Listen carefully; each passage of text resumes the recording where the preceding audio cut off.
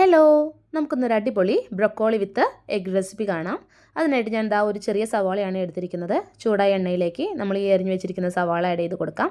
2 പച്ചമുളകും ഒരല്പം ഉപ്പും ചേർത്ത് നമുക്ക് നമ്മുടെ സവാള നല്ലപോലെ ഒന്ന് വഴറ്റിയെടുക്കാം കേട്ടോ. നന്നായി ഒന്ന് വഴണ്ടി വരുമ്പോൾ ഞാനിവിടെ ഒരു 1.5 ബൗൾ ബ്രൊക്കോളിയാണ് ചെറുതായിട്ട് അരിഞ്ഞെടുത്തിരിക്കുന്നത്. അതുകൂടെ നമുക്ക് ഈ ഒനിയനിലേക്ക് ഇട്ട് നല്ലപോലെ ഒന്ന് മിക്സ് ചെയ്ത് കൊടുക്കാം. അതിനുശേഷം ഇതൊന്ന് നമുക്കൊന്ന് അടച്ച് വെച്ച് ആവി കയറ്റിയെടുക്കാം കേട്ടോ. വളരെ പെട്ടെന്ന് തന്നെ ആവും, ബ്രൊക്കോളിക്ക് അധികം വേവില്ല, ഒന്ന് സ്റ്റീം ആയാൽ മതി കേട്ടോ. അതിനുശേഷം ഞാനൊരു 3 മുട്ട എടുത്തിട്ടുണ്ട്. ആ മുട്ട കൂടി നമ്മളിതിലേക്ക് ഒഴിച്ച് കൊടുത്ത് നല്ല പോലെ ഒന്ന് മിക്സ് ചെയ്തെടുക്കുകയാണ്. ഒരു ഡ്രൈ ആയി കിട്ടുന്ന പരുവത്തിൽ നമുക്ക് നമ്മുടെ ബ്രൊക്കോളി വിത്ത് എഗ് തോരൻ റെഡിയായി കിട്ടും കേട്ടോ. ഇതിലേക്ക് ഞാൻ 1 ടീസ്പൂണോളം കുരുമുളക് പൊടി ഒന്ന് ഇട്ട് കൊടുക്കുന്നുണ്ട് കേട്ടോ, നല്ല ഫ്ലേവർ കിട്ടാനായിട്ടാണ്.